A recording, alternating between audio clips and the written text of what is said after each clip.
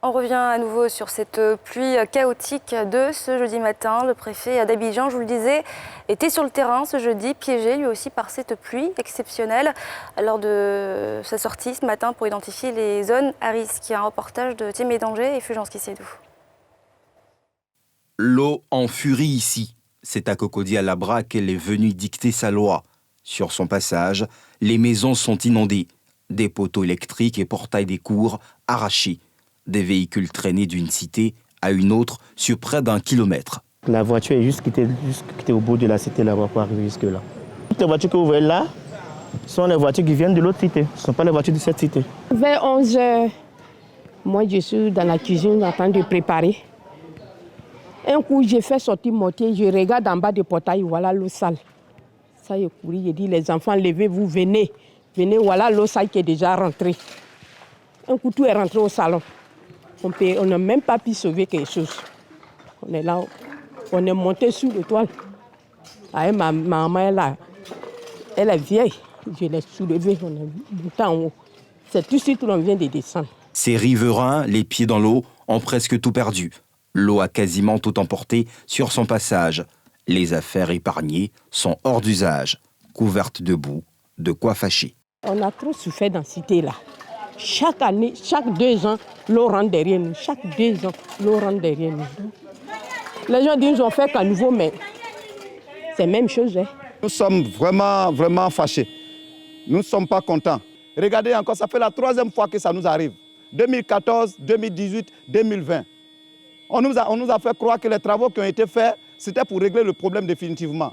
On nous a rassurés. Mais regardez ce qui est arrivé. Les maisons sont inondées. On en a marre, on en a vraiment marre qu'ils nous trouvent une solution. Qu'ils viennent agrandir les caniveaux. C'est eux qui ont fait les ouvrages pour pouvoir évacuer l'eau.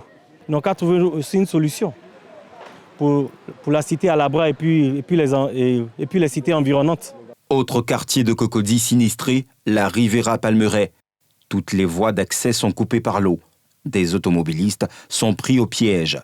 Impossible d'avancer et arriver de l'autre côté où la montée des eaux a fait d'énormes dégâts, comme le relève le préfet d'Abidjan. Nous avons pu toucher les doigts les réalités. Le bilan n'est pas encore connu. Mais il faut déjà féliciter les ouvrages d'assainissement qui permettent une bonne canalisation des eaux, même s'il y a encore des points critiques à Abidjan.